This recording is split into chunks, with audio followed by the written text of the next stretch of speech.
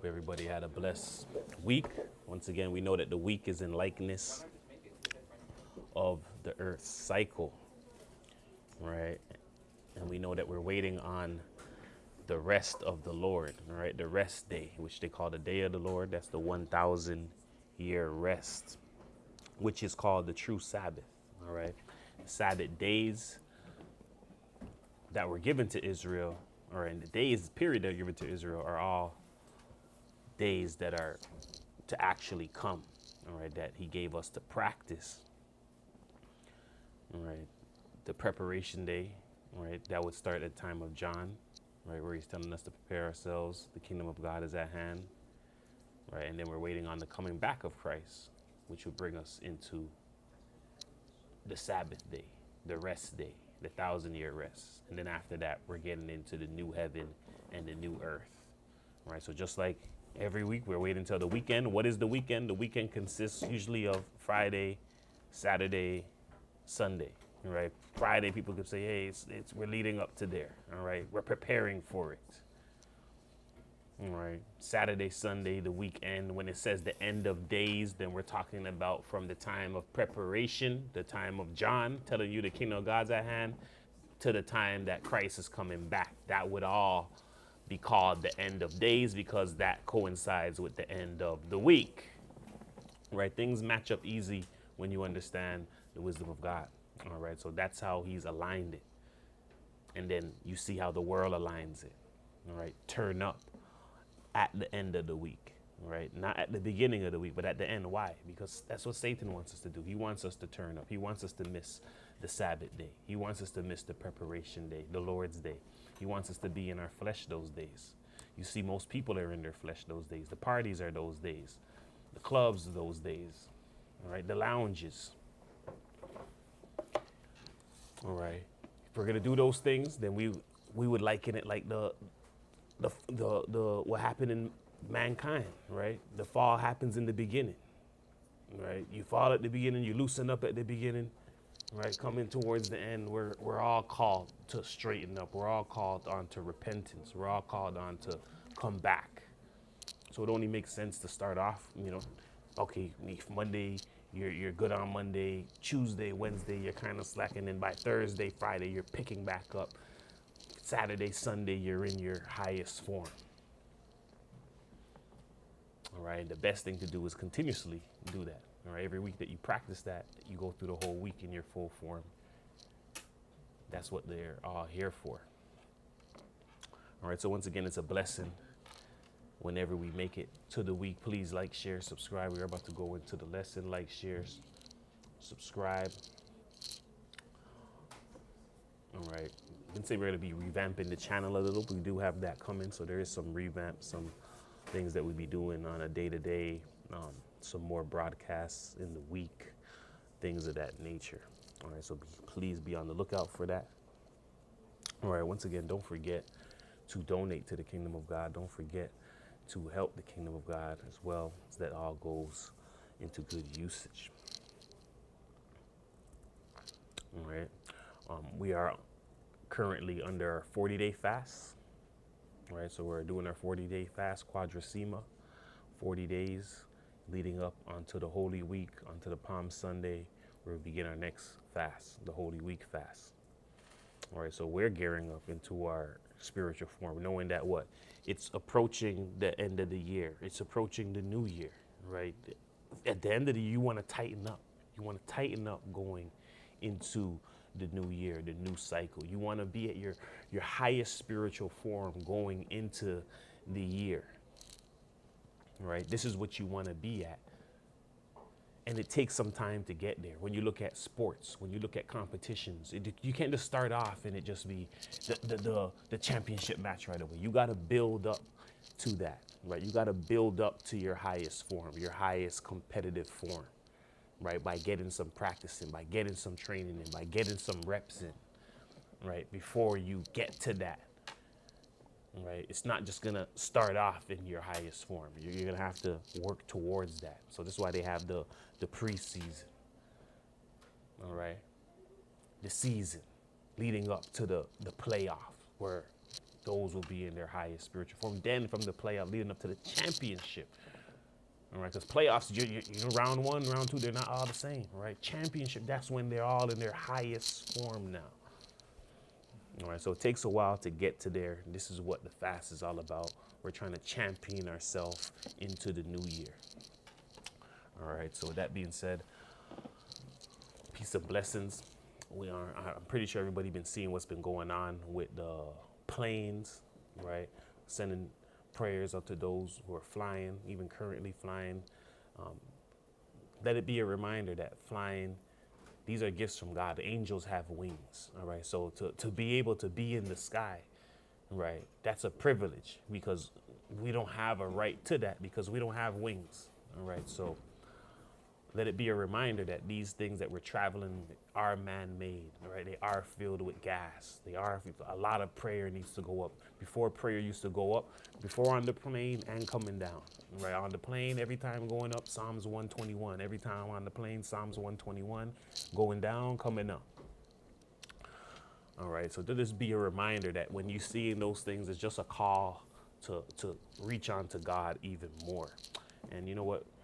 We'll go to Proverbs 1 real quick just to touch on that.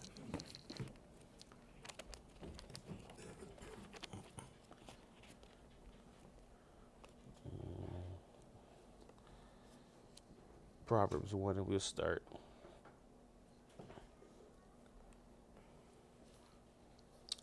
at 20, and we'll go all the way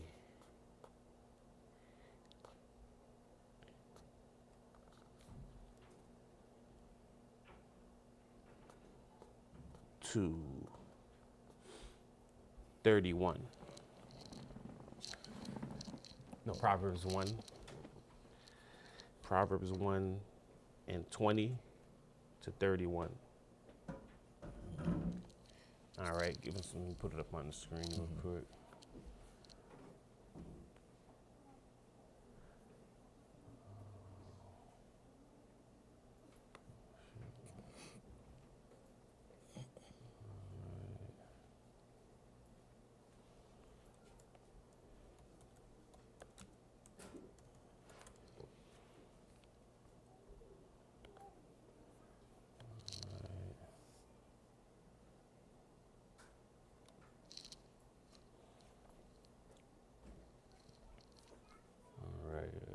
So give us that. We're at Proverbs 1, 20, 1 and 20. It's the book of Proverbs, chapter 1, verse 20. Wisdom crieth without. She uttereth her voice in the streets. She crieth in the chief place of concourse, in the openings of the gates. In the city she uttereth her word, saying, How long, ye simple ones, will ye love simplicity? And the scorners delight in their scorning, and fools hate knowledge. Turn you at my reproof. Behold, I will pour out my spirit unto you. I will make known my words unto you, because I have called, and ye refused. I have stretched out my hand, and no man regarded. But ye have set at naught all my counsel, and would none of my reproof. I will also laugh at your calamity. I will mock when your fear cometh. When your fear cometh as desolation, and your destruction cometh as a whirlwind. When distress and anguish cometh upon you. Then shall they call upon me, but I will not answer. They shall seek me early, but they shall not find me. For that they hated knowledge, and did not choose the fear of the Lord. They would none of my counsel.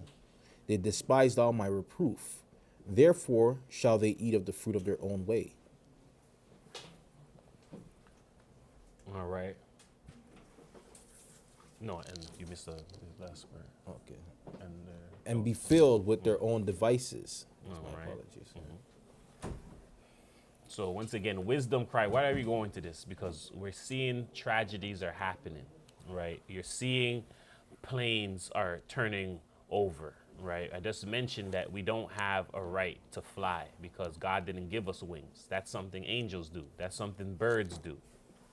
right? So we must understand that when we are taking these travels, right, when you're going in the what they call the big bird, right, the metal bird, right, these are all privileges, all right. Um, our life is on the line in these things. We're putting our lives, right, at risk in these things, doing things that naturally we aren't meant to do. All right. And when we're doing these things, all right, where we're doing anything particularly dangerous, we must make sure that we're what? One with God, one with wisdom. So when these accidents are taking place, the one thing most people are not looking at it is, all right, how does God look at a catastrophe that's happening to you?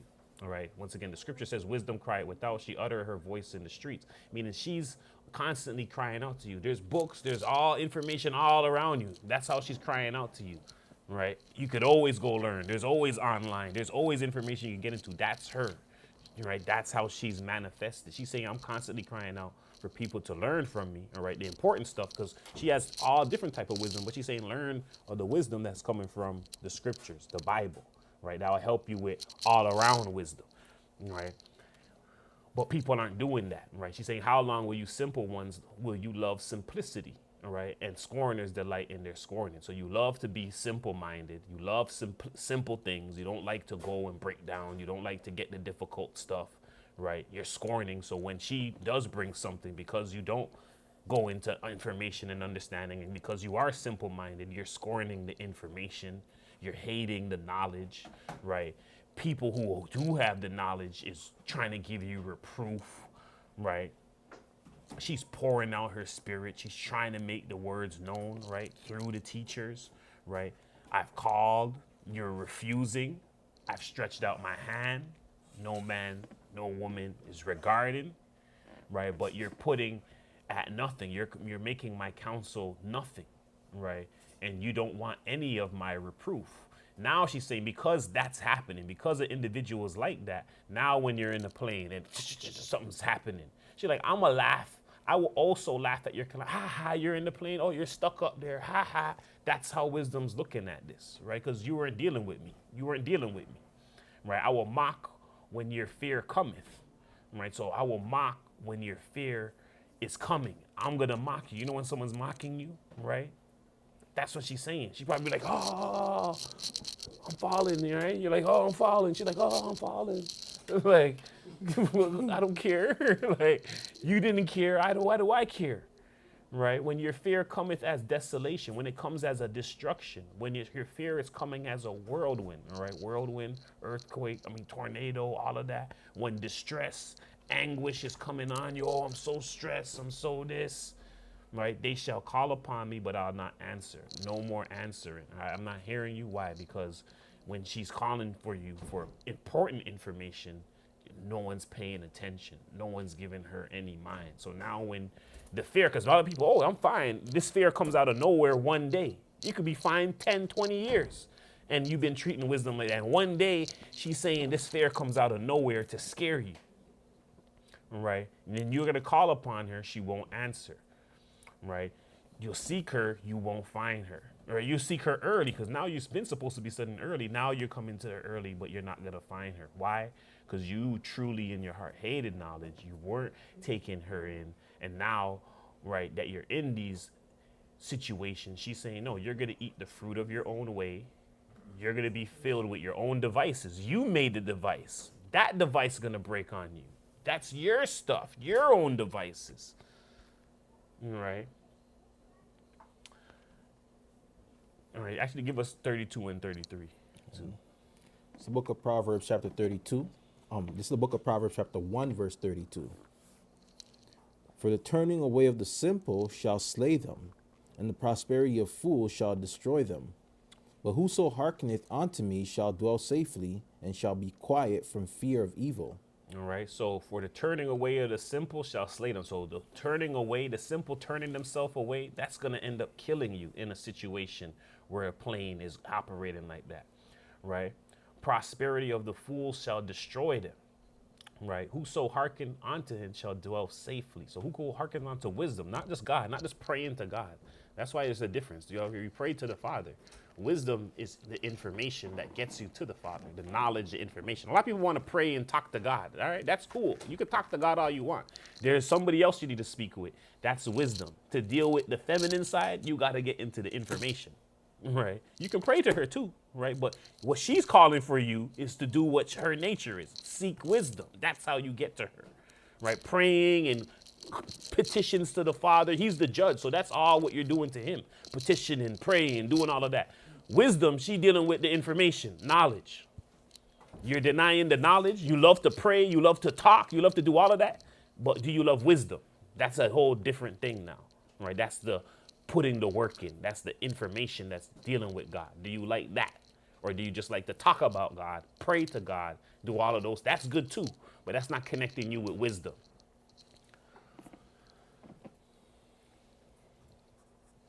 You wanted to say something there? Oh, no, yeah, because a lot of people, they just want the easy fix and the outward things to ease their pain. They don't want to go through, trying to seek out mother when she's calling, like you said, and then they wonder why. I've seen this happen with many people in life too as well.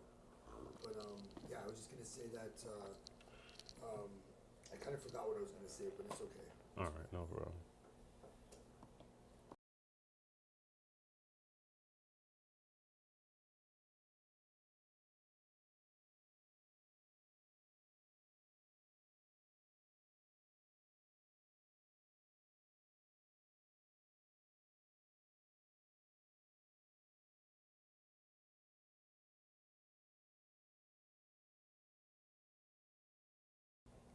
So once again, right, seeking wisdom protects you in time of danger, right? When you see those planes flip over or whatever, they're saying that was a miracle, right? They're saying the snow being out there outed the flames on it, right? We just have to think that there was someone of faith that saved the others that's on there, right? Maybe they're in the faith, but our faith saves others as well.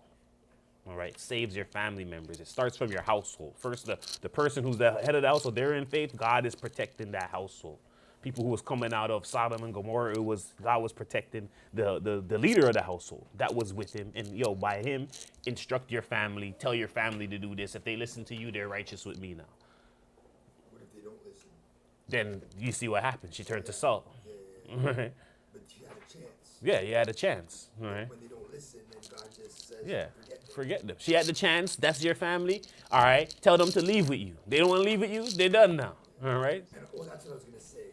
A lot of times too, Mother Wisdom will be speaking through other people, but people won't take it from them because they think that God is gonna come and speak to them personally. Yes, personally. Yes, correct. But it's through other people. Through other people, correct. They don't even realize. They don't realize it. Yeah. Well, they do realize it. They just they would rather be ignorant that way because they know God is really not coming to speak to them. So no one's really going to stop them from doing what they want to do. Right. Because anybody knows, you know God, you know he's not coming to speak with you. He's going to speak with you through somebody. Through the books and through people. Yeah, this way. All right. So once again, we're about to begin the lesson. Go right into it. Stay with wisdom. Stay seeking wisdom. Once again, wisdom is a hedge of protection, right? When destruction, calamity is transpiring, when misfortunes is happening, especially with devices that we make on our own. That's what she's saying here, right? That's verse 31. Therefore, they shall eat of their own fruit of their own way and be filled with their own devices. It's our own device, their own plane, their own things that we're using that's now causing harm, right? She didn't give us that. The earth didn't give us that, right? Didn't give us that information, right? We know where this information came from, right? The fallen ones, right? So just once again, seeking wisdom protects us in time of danger. Just have to think that what happened with the planes in Toronto, that was a Delta plane that flipped over, right? And the passengers, right, that were coming, right, American plane, have to be some Americans on there. I'm pretty sure some other nations on there, but have to be the Most High's mercy was shown, possibly most likely because someone of faith was there, right? So just a reminder. So we're going to get into our lesson. We're going to go to the intro and we're going to start up. Only the children of light is gonna understand this.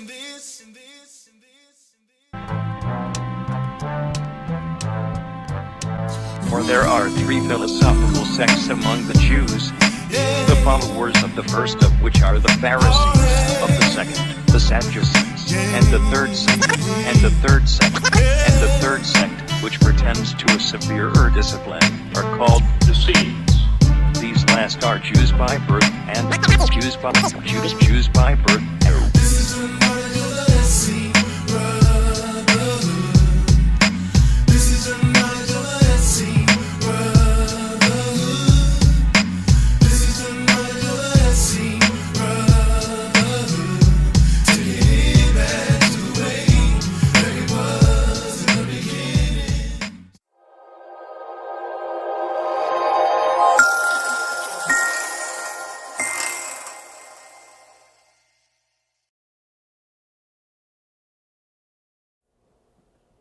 All right, once again, peace and blessings, peace and blessings, peace and blessings. Happy Sabbath, happy Sabbath, happy Sabbath.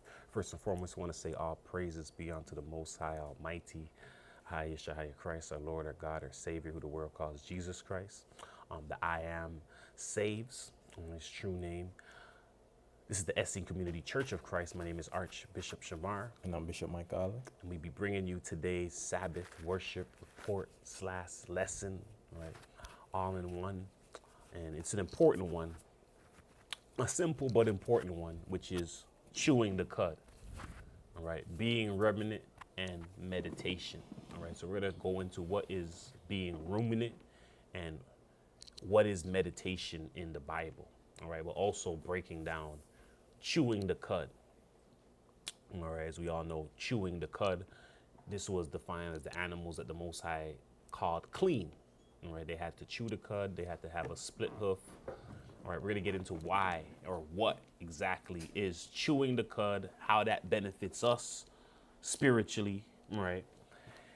And what we can get from that. All right, so.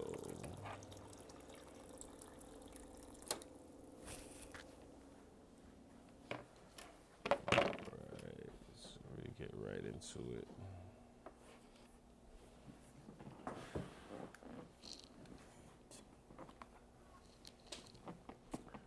All right, so once again, the lesson is chewing the cud, being ruminant, all right, and meditation, all right? Meditation in the Bible. What are these things? What is chewing the cud? What is being ruminant? What is meditation?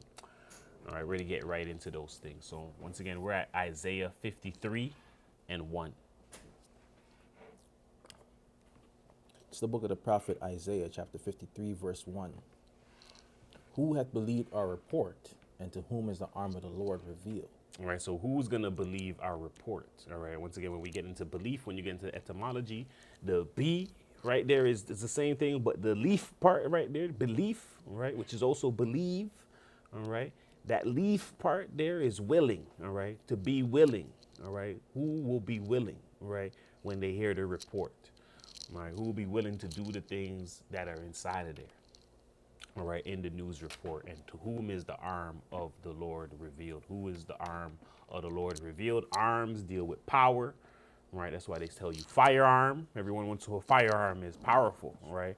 When you're talking about bearing arms, then you're talking about bearing power, and your arms is power, all right? They say these are the guns, all right? These are your guns, are for men, all right? If you really want to be powerful, then you need to work on the guns God gave you, which is your muscles, all right, your arms. All right, who is the arm of the Lord revealed? That's the power. Who is the power of God been revealed to? All right, in the times of Moses, right, they were asking for signs in order to come into that belief. In order to be willing, they were like, show me something. I won't be willing to do anything unless I see some type of sign. And there Moses had to do signs. He had to turn the rod into a snake. He had to, strike the rock and make water come out of it. Right? He had to do various things, right? Splitting, parting the Red Sea. Various things to show, hey, God is with us. So now, are you willing to now do these things? So this is nothing new. Even in the back in the days time, people didn't want to do nothing for God when God was sending people. They're like, who the hell are you? Right? Who are you? Show me something. First of all, I don't believe God dealing with anything with you unless you show me something. Back then, they needed all of that to transpire. They needed the splitting of the Red Sea. They needed the rod to turn into the serpent, right? They needed to see the water come out of the rock. They needed to see an angel come down to them and tell them, yo, get out of here, right? Prophecy is about to happen, right? We're in a time of faith where we're called to see that through the scriptures, through faith, right? Which makes us even greater. So yes, you're not seeing it like them. We're not witnessing it like them to, make people start to believe. When Christ was there, they start to believe. Why were they believing? Because they seen him do miracles. They seen him start to heal. That's when things was getting viral. That's the first viral moments. He was going viral. There's no internet. There's no nothing. They're like, yo, you hear this guy's healing? You hear this guy's healing? Right? They didn't really care about the word. This is how people are. That's why they start off, who's going to believe? Right? Who's going to believe us? You sending us out to represent God. People want to see God. They want to see proof. Right? To whom is the arm of the Lord revealed? So they're asking for these proofs through signs. Right? And when we get into the new covenant, when Christ came, he says, a wicked and adulterous nation seeketh a sign, but no sign shall be given to it but the sign of Jonah. Right? So there's no more signs no more. What we're dealing with is confirmation. Right? Confirmation comes within the faith to strengthen your faith. Signs are outside. When you're saying someone show me a sign, that means I don't believe unless you show me something. Then I'll believe. The 3 days, being under the ground 3 days, 3 nights.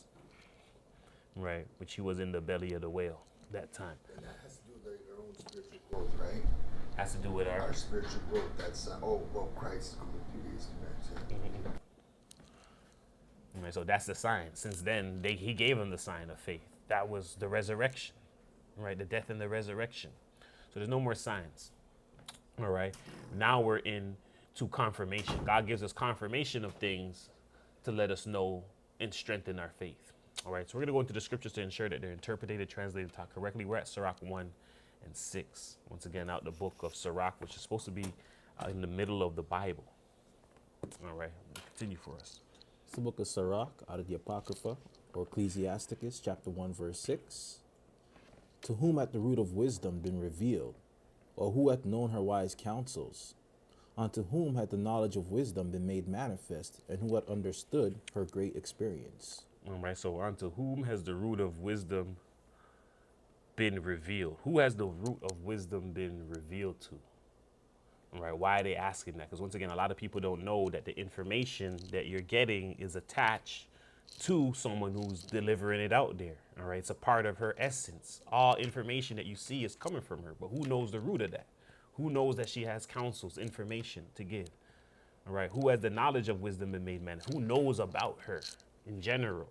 Who has understood her experience, meaning her, where she's coming from, what she's done, who she's dealt with. All right. Those who do know that, they're going to have even more depth of understanding than somebody else. Why? Because they say the spirit of God is like the spirit that's within man. The same way your spirit in you knows everything you did, even when you go in the bathroom, even when you do the things that no one could know. All right. You know, that's the same way wisdom knows. And now when you're tapped in with wisdom, now imagine your spirit telling me everything about you now.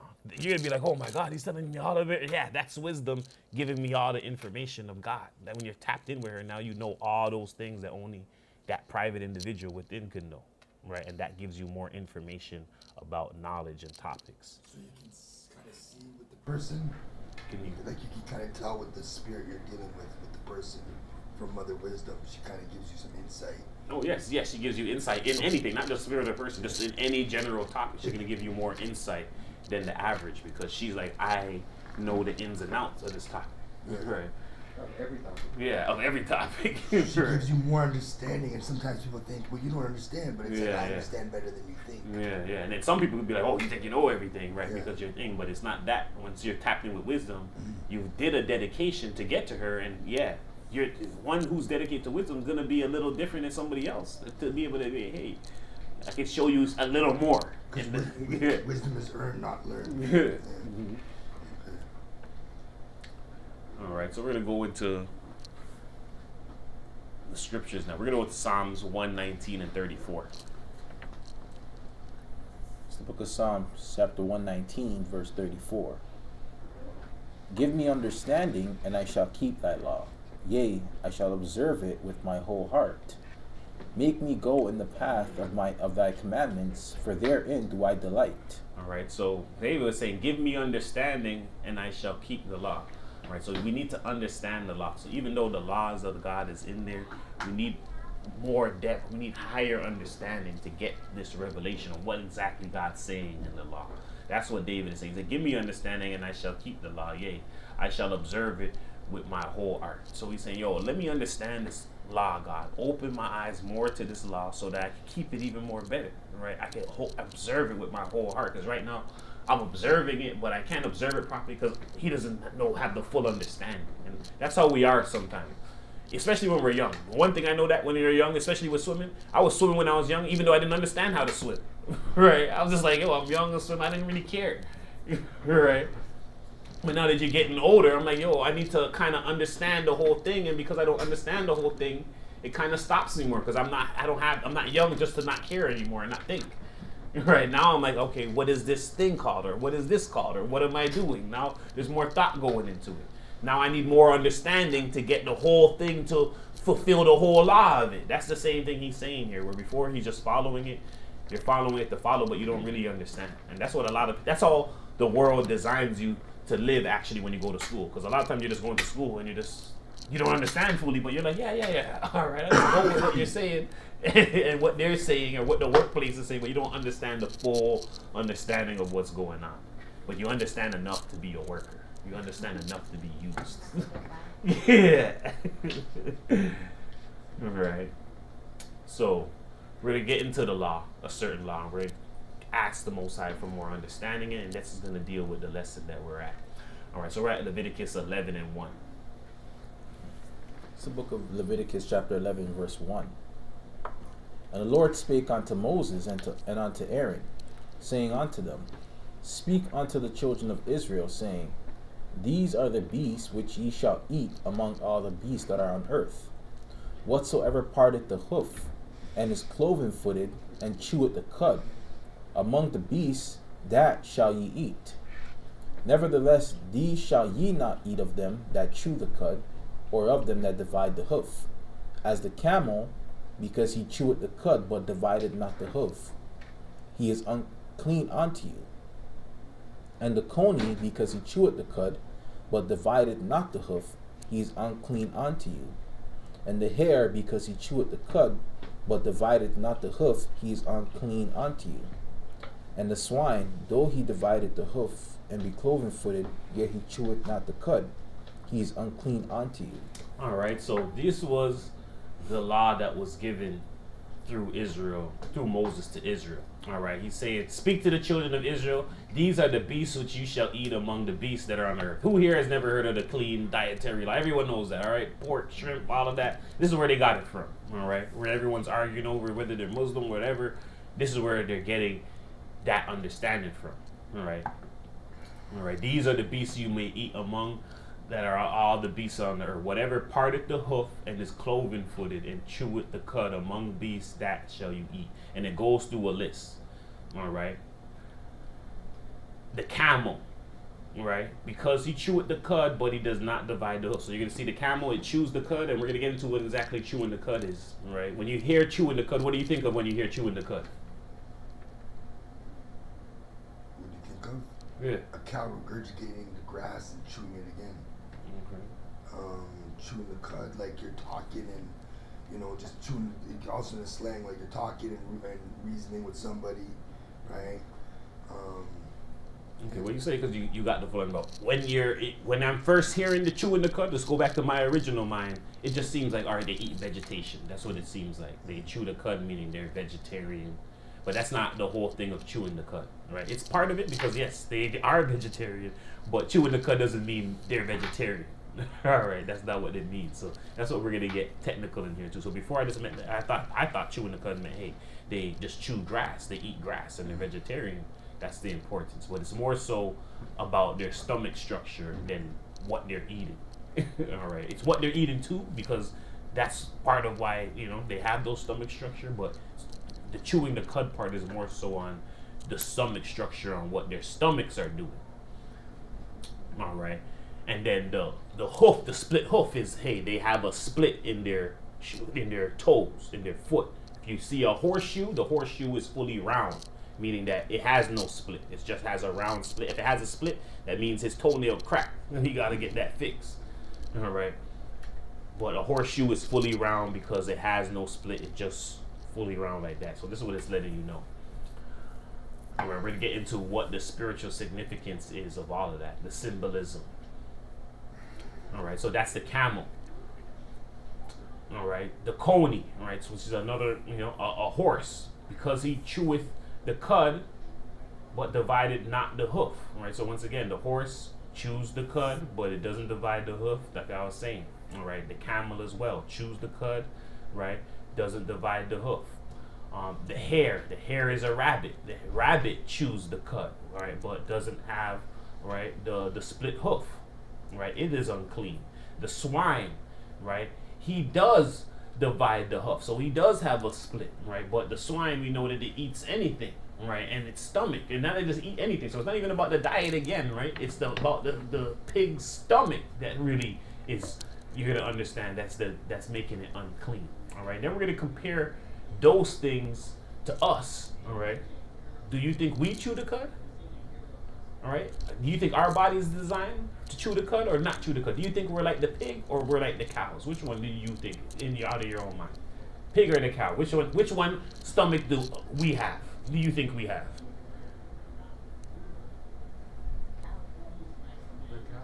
You think we have the cow stomach? Mm-hmm.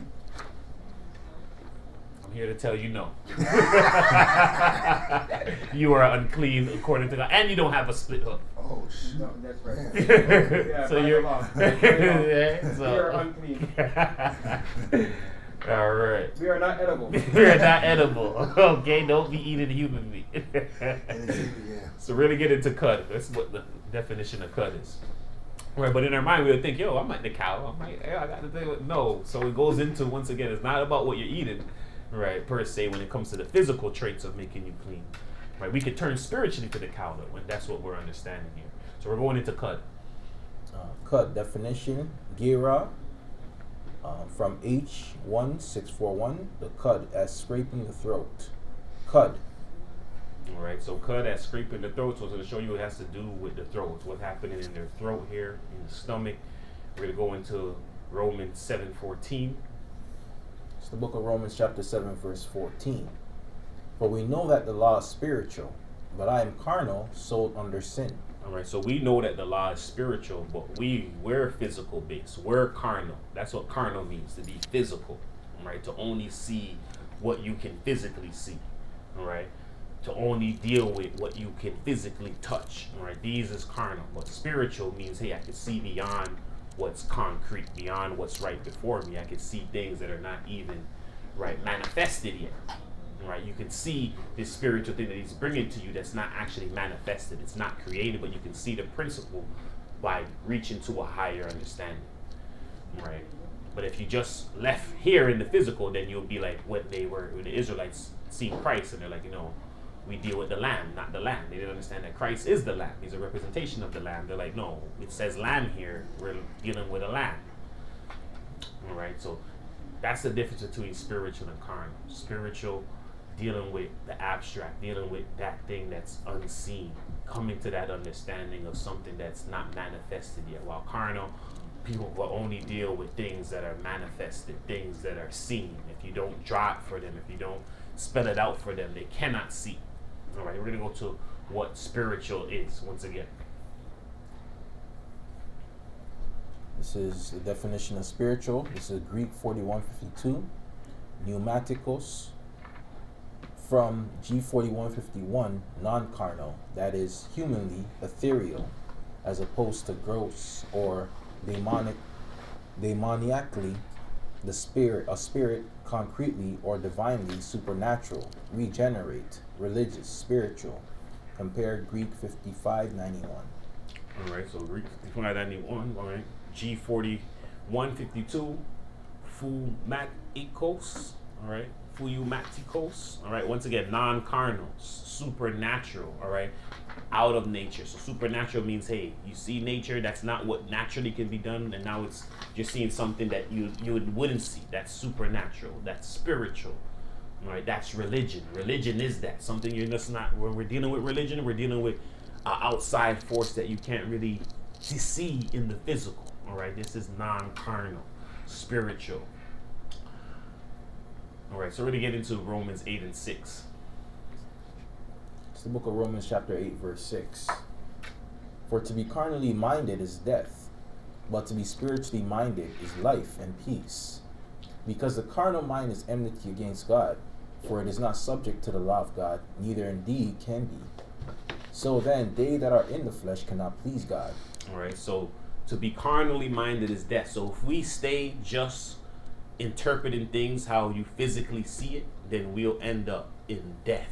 All right, that's not the final end all be all. God knows though that if he came and spoke to us spiritually, it'd be too much for us. So now he's talking to us on a physical base that we could understand that if we continuously deal with that, right, we'll get to the higher understanding that he's really trying to show us. Well, even some of the prophets were even brought up at a certain point, right?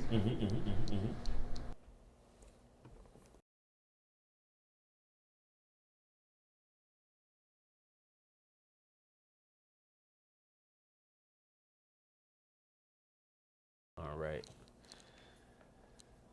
All right. So if we stay with the physical plane mind, that eventually will go against God. So yes, he gave us the lamb, he gave us all of that. But if they stayed in that mindset, then we see when Christ came there, they're not ready to reach to that spirituality. I'm bringing you to a higher thought through the physical thing that I'm showing you. All right.